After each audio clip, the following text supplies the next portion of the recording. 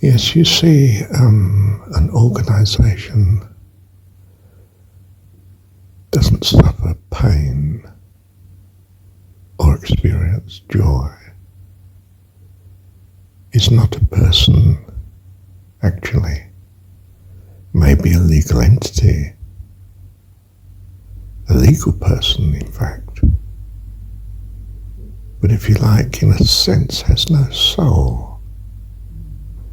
It is just the outcome of whatever the group of people is, collectively, and the circumstances they find themselves in. As regards the demands, which may not be consistent with one another, and in a sense, it's not a consequence for the group if the group is growing or declining or vanishes. There is no suffering of some being called the group, only the individual lives of the people in the group who are trapped by a pressure to conform to what the group collectively requires, which, as I say, may not be a consistency at all, neither across time nor in time. There's no pain or suffering in the actual group for its loss of integrity or decision making. The decisions are made according to some pattern that's established and being modified according to such pressures of people in the group and outside the group. It doesn't actually have a moral responsibility because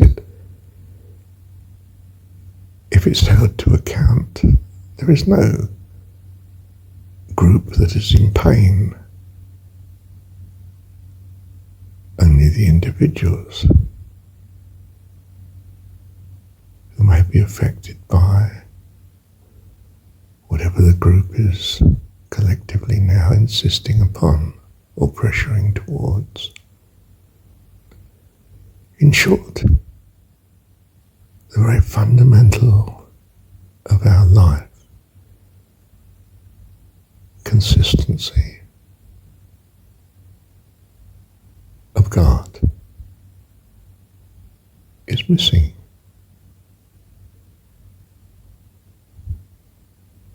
It's a staggering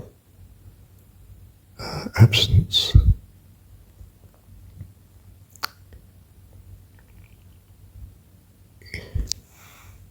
You know, the group, supposing it's a nation, may press you to go to war or to be a slave. There's no punishment, in a sense, or consequence for the group itself, because there is no entity actually continuing through time called the group that can be held to account.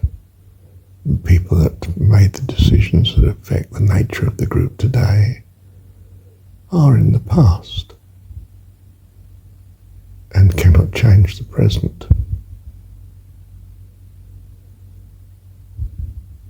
But the entity continues until it's altered.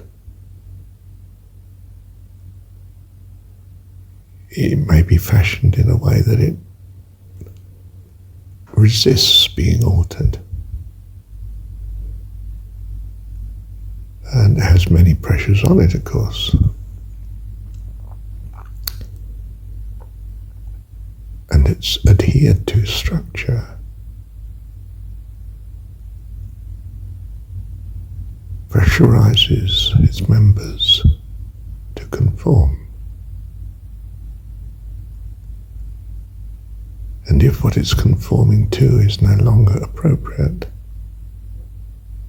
well, it's no longer appropriate. It may adjust in certain ways, it may not. That depends on a complex of forces, influences, both within the group and from outside. There is, you see, no actual personhood in the group, but it is an extremely significant factor in the freedom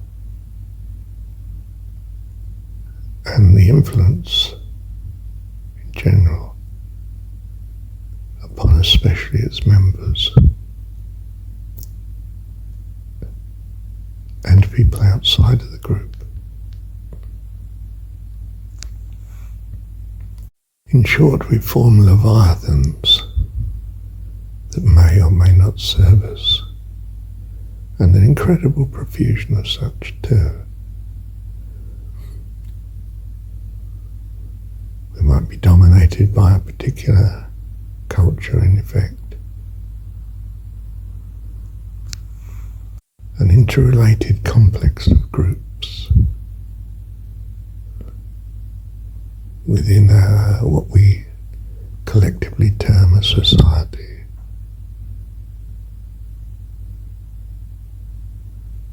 May be very ungodly in consequence, and don't we know it from history?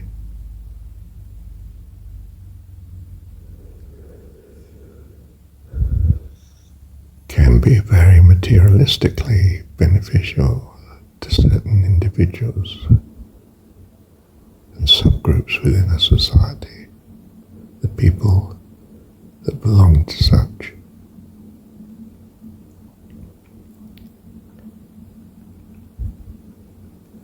There's no eternal salvation, you see, or entity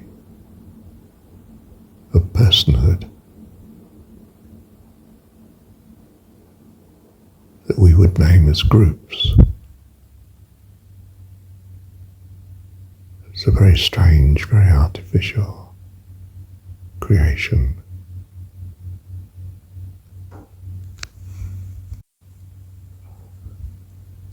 Highly significant to us, for as far back in history as we can see.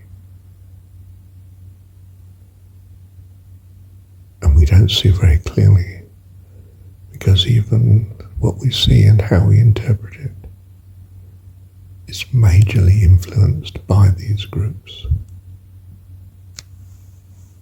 The great Leviathan that man has given birth to is in large measure beyond his control. We may have a political and economic and social cultural system that is extremely ongoing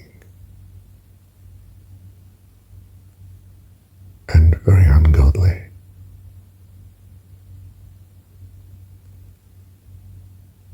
And majorly impacts the lives of all of us.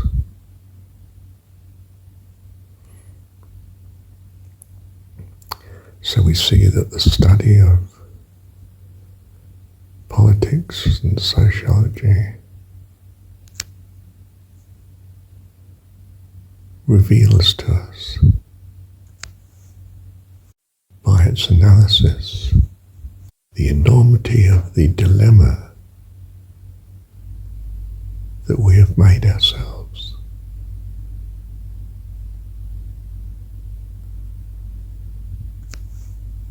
Our whole way of life is subject to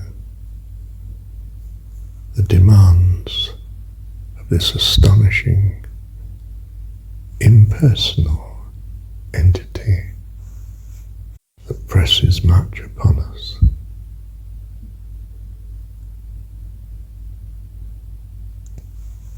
And individualistically speaking, we virtually have to accept as given, like it or not. This is the religion we find we have in this society. This is the politics and the structures and the organizations that are extant here. And we as individuals will have very little individual power.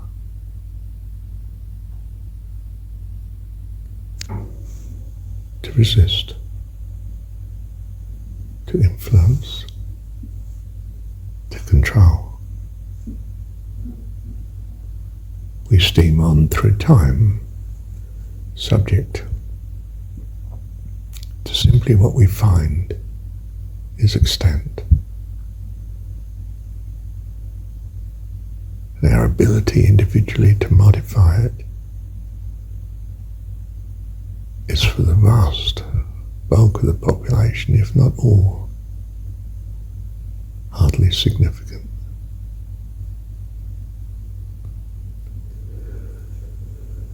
So the great spiritual have also tended to be the great recluses, the great nonconformists that have somehow managed to survive but really not be part of. In the world, but not of it. They stand out as astonishing anomalies, exceptions to what you would expect on average. I am come that you might have life and have it more abundantly. They are not of the world, even as I am not of the world. I in them and thou in me, that they may be one in us, and that the world may know the difference. My God, Heavenly Dad, to love you. Thank you, Dad. So I am not a good member of, and someone like Jesus or Eastern gurus are really not urban.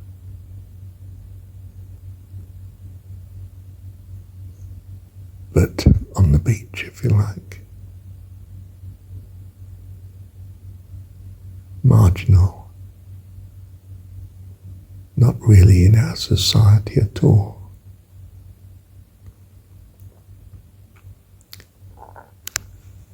Persecuted by the organizations that exist, the cultures, the religions, the social structure. Not actually an enemy of it, because we haven't come to change such organizations. We seek an independence that's not reliant on them.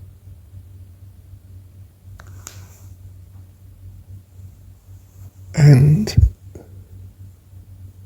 not actually a threat to them. Quite simply,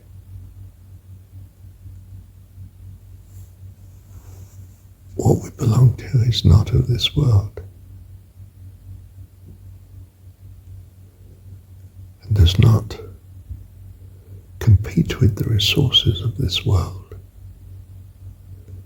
We're not longing for position, status, power, wealth.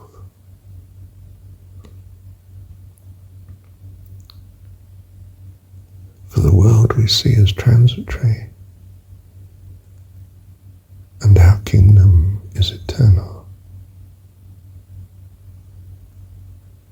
And it is one of the integrity and beauty and love of God.